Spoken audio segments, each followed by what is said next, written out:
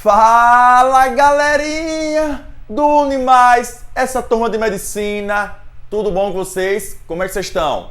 Força, pensamento positivo. Vamos lá com mais uma aula, História com Juru, viu? História com Juru. Vamos lá, galerinha. É o seguinte, hoje nós vamos explicar aqui sobre a independência do Brasil. Como é que o Brasil conseguiu o seu processo de independência? Só que para isso, alunos, nós vamos ter que fazer uma viagem e você vai ter que seguir comigo essa viagem. Senão você não entende nada. Para você entender sobre a independência do Brasil, nós vamos primeiro ter que ir lá na Europa para depois a gente vir para o Brasil e você conseguir entender. Então não perca aí a concentração, qualquer coisa volta lá do início para poder pegar, senão não entende o desenrolar do conteúdo todo. Vamos lá. Repare só, aluno, eu estou aqui agora nesse momento na Europa. Nós temos que explicar como ocorreu a vinda da família real para o Brasil. Como ocorreu a vinda da família real? Então, repare só, eu vou localizar vocês agora no tempo e no espaço. No tempo, eu estou na Europa no século XIX. No espaço, Europa, França. Vamos lá agora? Pegou, né? Vamos lá agora. Lá na França, a França no início do século XIX era governada por Napoleão Bonaparte. E Napoleão Bonaparte tornou a França uma grande potência. Só que naquela época, século XIX, já existia uma outra grande potência, a Inglaterra. A Inglaterra, ela era uma grande potência mundial. Só que para falar a verdade, aluno, a Inglaterra, ela era uma potência econômica. E a França, ela era uma potência militar. Então Napoleão pensou, eu não quero ser uma potência, eu quero ser a maior potência, artigo definido. Eu quero ser a maior potência mundial. Então, para eu ser a maior potência mundial, eu tenho que destruir a minha maior inimiga, a Inglaterra. Então, Napoleão declara uma guerra contra a Inglaterra. Guerra, pau mesmo. Nessa guerra, as batalhas que ocorriam no mar, lembre que a Inglaterra, ela era uma ilha. As batalhas que ocorriam no mar, quem vencia era a Inglaterra. Lembre que a Inglaterra possuía a maior marinha do mundo. Ela era, inclusive, chamada a Rainha dos Sete Mares.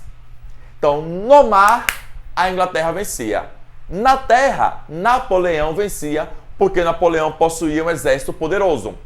Então, vai haver, aluno, o quê? Um equilíbrio. No mar, a Inglaterra. Na terra, a França. Nesse equilíbrio, Napoleão Bonaparte pensa, poxa, velho, eu não estou conseguindo destruir a Inglaterra. O que é que eu vou fazer? Já sei. Eu vou destruir a Inglaterra no que ela tem de mais forte, a sua economia. Então, a Inglaterra, naquela época, tinha uma economia muito forte porque ela passou pela Revolução Industrial. Lembrem, alunos, vocês já tiveram aula sobre isso, que a Inglaterra foi a pioneira.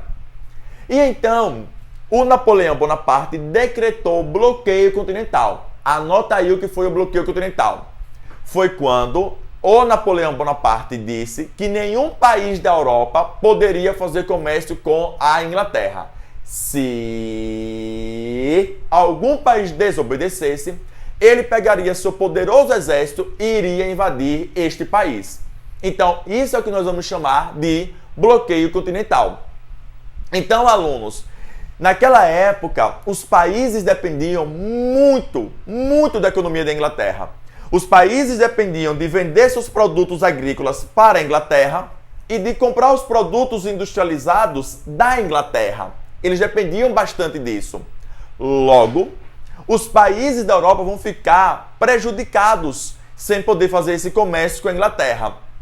Esses países começam a perceber que seus estoques estão abarrotados de produtos sem conseguir vender.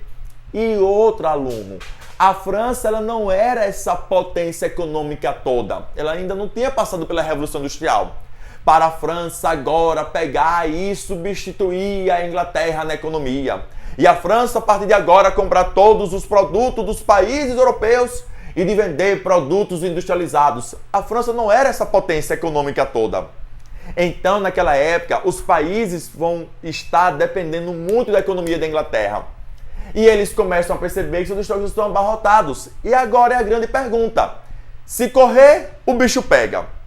Se ficar, o bicho come. Ou seja, se eles desobedecessem o bloqueio continental, a França iria invadir.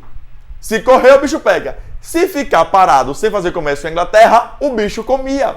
Porque naquela época, eles iriam se prejudicar economicamente. E agora o que fazer? E aí, a Rússia foi o primeiro país a desobedecer o bloqueio continental, a Rússia. Só que a Rússia não interessa. Ele vai lá, invade a Rússia, não interessa explicar agora. E o segundo país a desobedecer foi Portugal. Quando Portugal desobedeceu, Portugal era governada pela rainha Dona Maria I, a louca.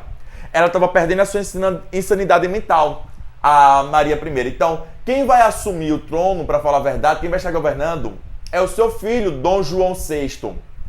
E seu filho vai fazer um acordo por debaixo dos panos com a Inglaterra. O nome desse acordo é chamado de Convenção Secreta. Então, essa convenção secreta era bem assim, alunos. Essa convenção secreta era bem assim.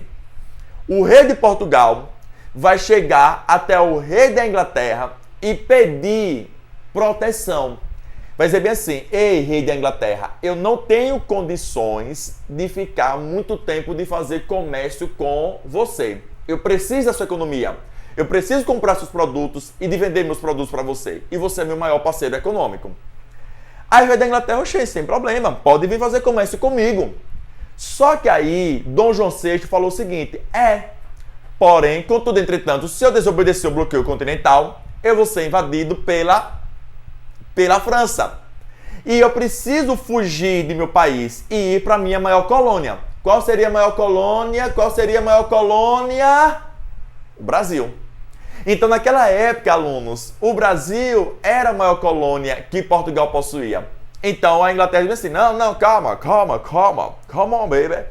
É o seguinte, vamos fazer o seguinte: eu lhe protejo a você fugir para a sua maior colônia. Eu vou escoltando os seus navios. É mesmo? Posso fechar esse acordo? Pode, vamos fechar.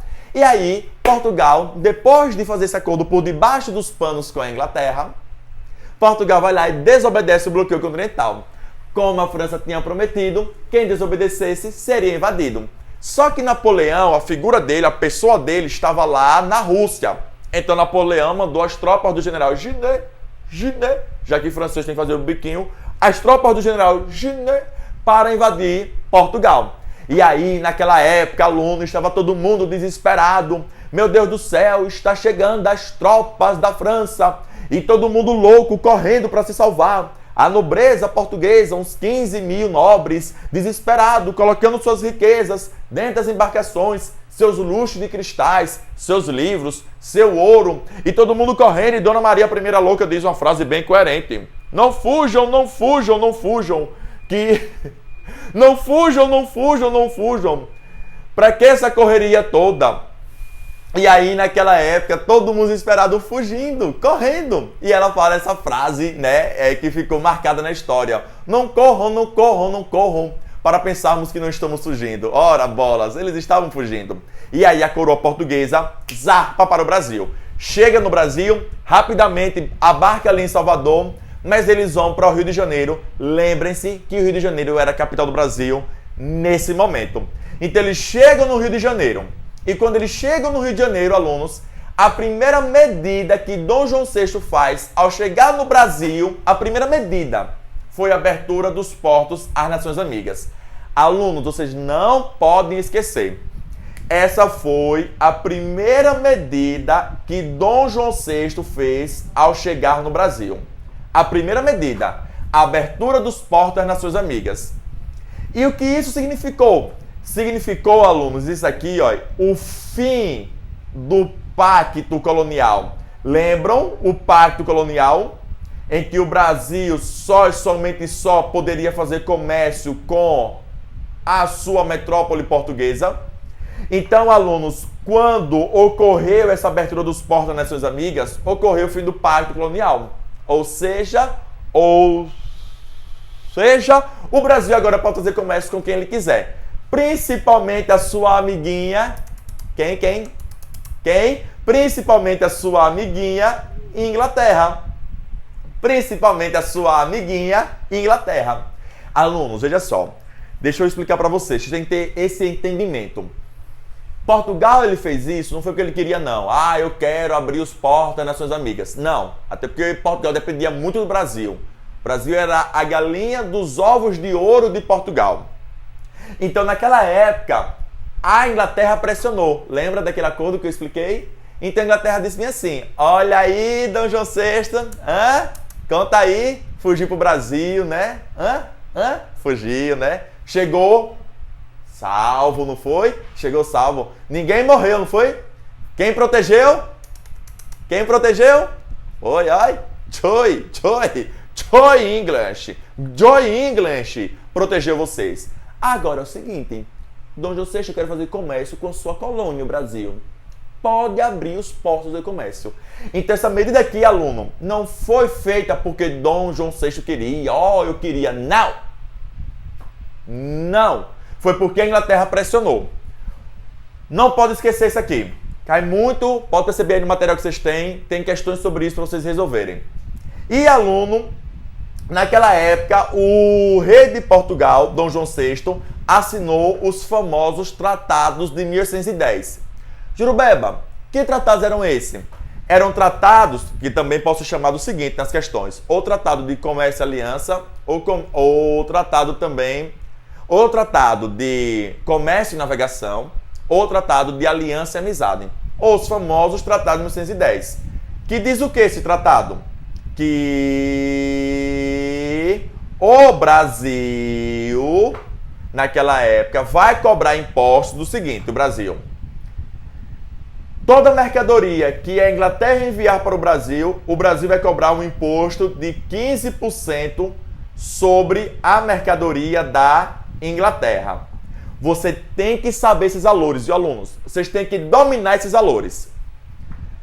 Todo produto que Portugal enviar, o Brasil vai cobrar um imposto de 16%. Portugal. E os outros países vai ser cobrado o imposto de 24%. Os outros países.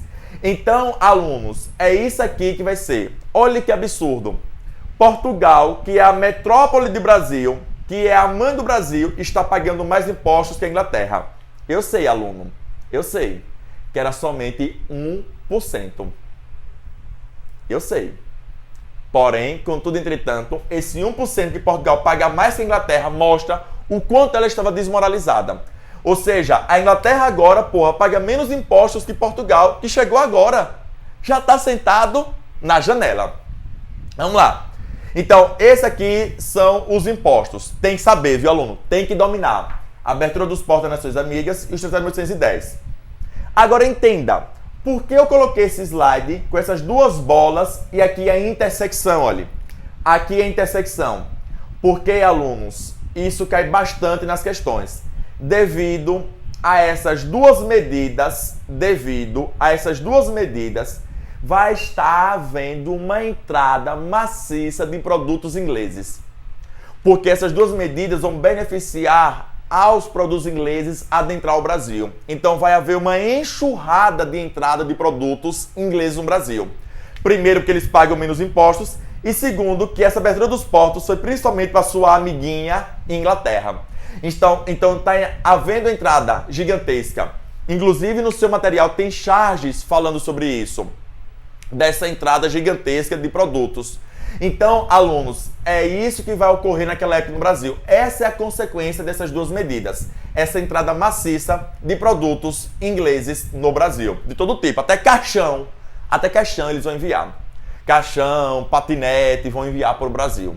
Bom, vamos lá passando. Passando é o seguinte, nós vamos agora ver outras medidas que Dom João VI ele fez aqui no Brasil.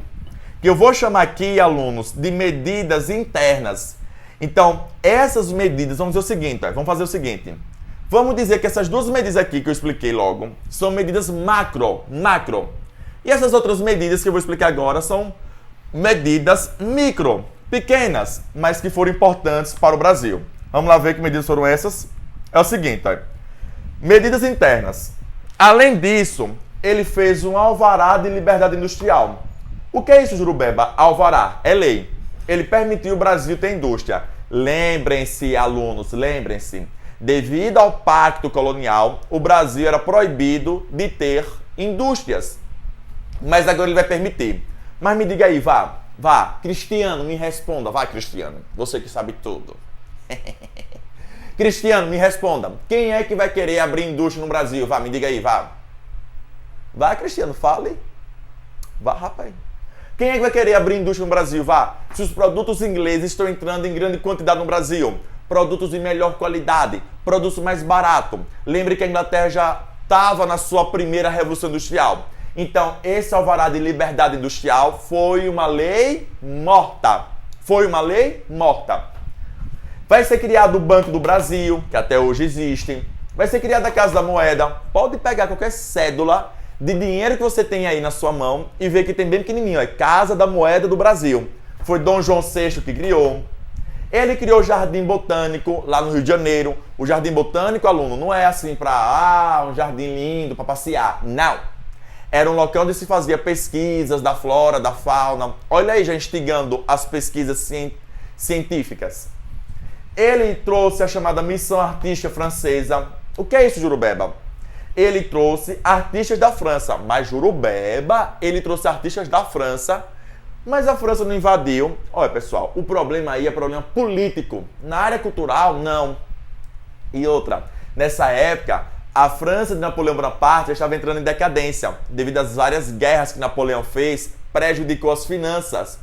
E então, o Dom João VI, para fazer um enriquecimento cultural do Brasil, ele contratou artistas franceses.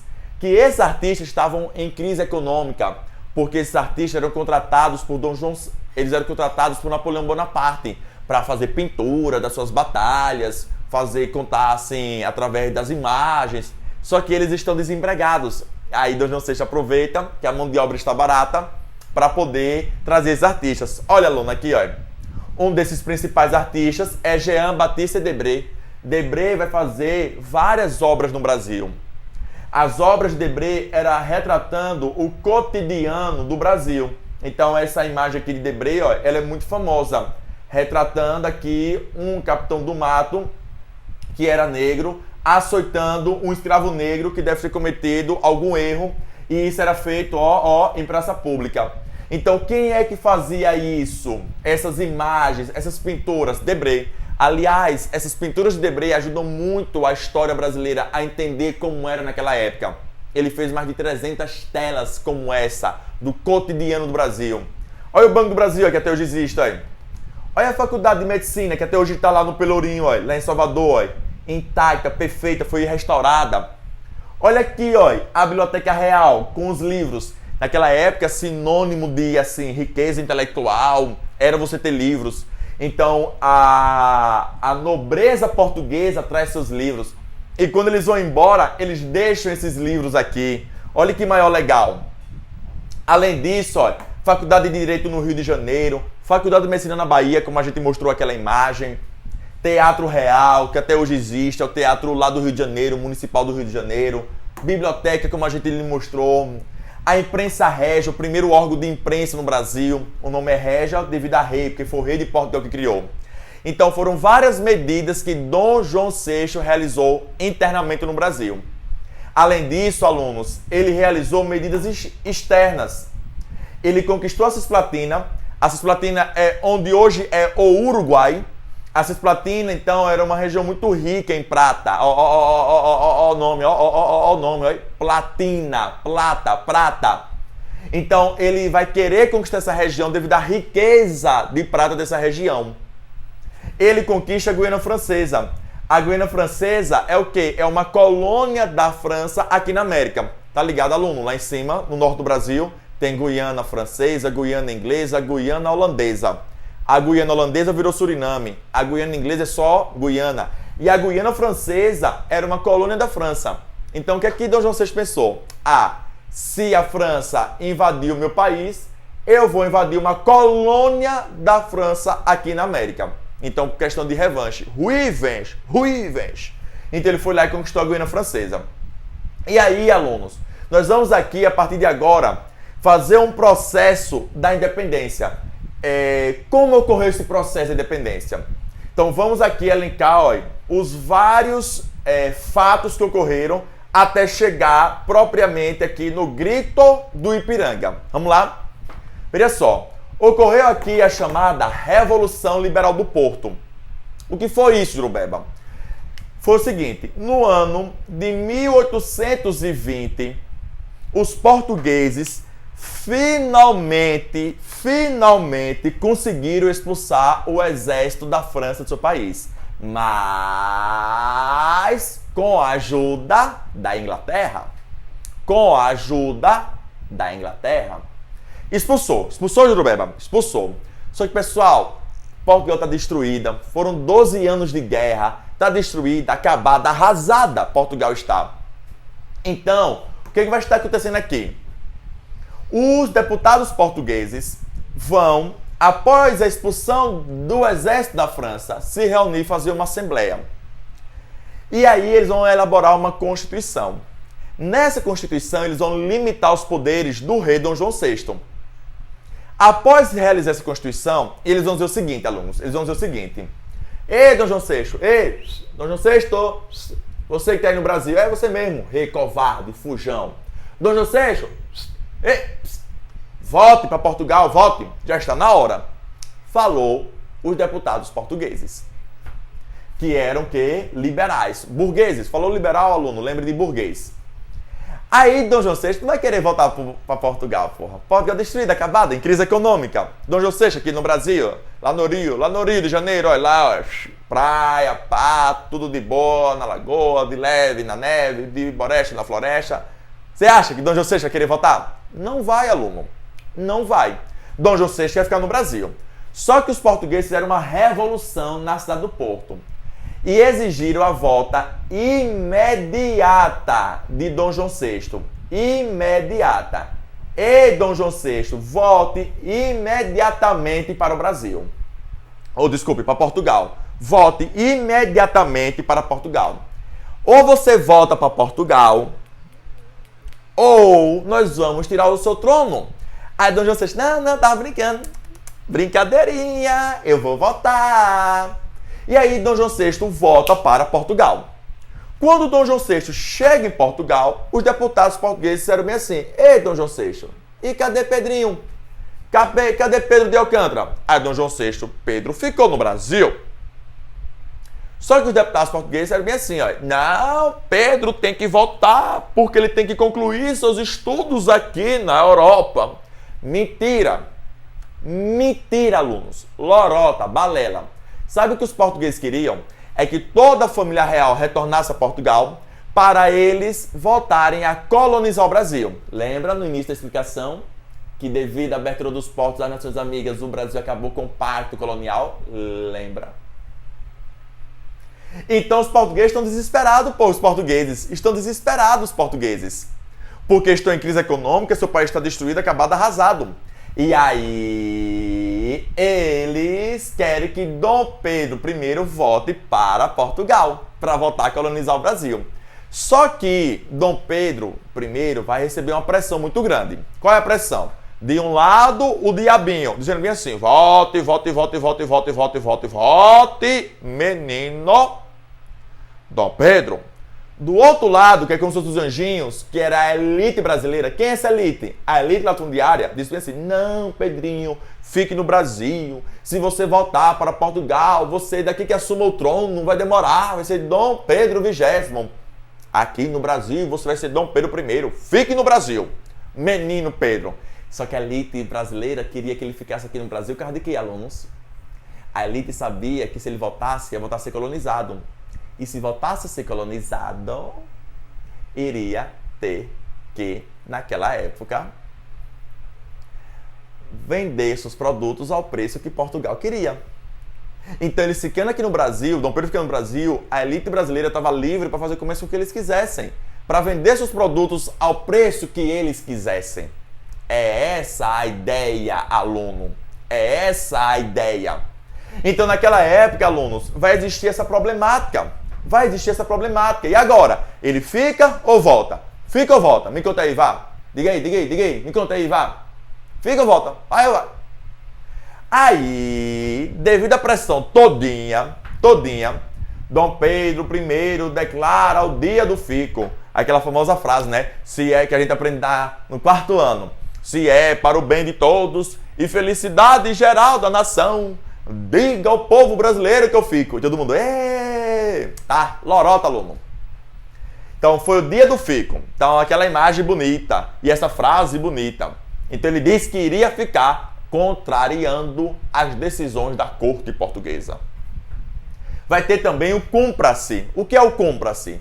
O cumpra-se é quando ele vai dizer que todo documento que viesse de Portugal, primeiro teria que passar nas mãos dele para ver se ele iria cumprir ou não com a decisão de Portugal. Então, eram medidas que estavam exemplificando que o menino Pedro iria ficar no Brasil.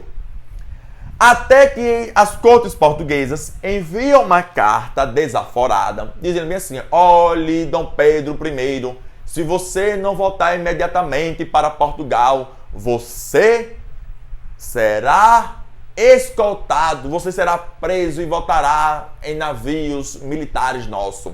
Pedro, achando aquilo um absurdo, no famoso 7 de setembro de 1822, Pedrinho estava às margens do rio Ipiranga. Olha o rio Ipiranga, o rio, e ele às margens do rio Ipiranga declara independência ou morte. O Brasil está separado de Portugal. Lorota.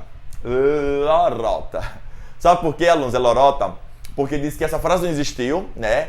Independência ou morte. Ele pegou, estava às margens do rio Ipiranga, foi uma viagem que ele foi fazer para poder visitar sua amante, a Marquesa de Santos, e ele parou na beira do rio para poder bater um download. Ele estava com uns problemas intestinais, aí foi bater um download e ele recebeu a carta, e ele com aquele problema ali de download, você sabe que o bicho pega, né, quando tem aqueles probleminhas intestinais, ele batendo um download, ele pegou e se injuriou e disse: o Brasil está independente de Portugal. E aí, o Brasil está independente 7 de setembro. Alunos, tem aqui uma imagem que eu quero mostrar para vocês, que ela é muito interessante. Essa imagem aqui é de Pedro Américo e ela fala sobre justamente o momento da nossa independência. Só que ela é uma imagem, alunos, que ela não é real. Pedro Américo nem era vivo quando essa imagem ela foi feita. Então, é uma imagem do chamado Grito do Ipiranga. Essa imagem está lá no Museu do Ipiranga, é gigantesco esse quadro, grandioso. Está inclusive em restauração ele agora. Está em restauração. Está se gastando milhares de dinheiro para poder restaurar. Então eu venho fazer aqui algumas críticas a essa imagem aqui. Primeiro, que Dom Pedro I não estava a cavalo e com roupa de gala do Exército Brasileiro. Ele não estava com isso aqui, ó, com essa roupa. Ele estava com roupa normal. Outra, ele não estava a cavalo.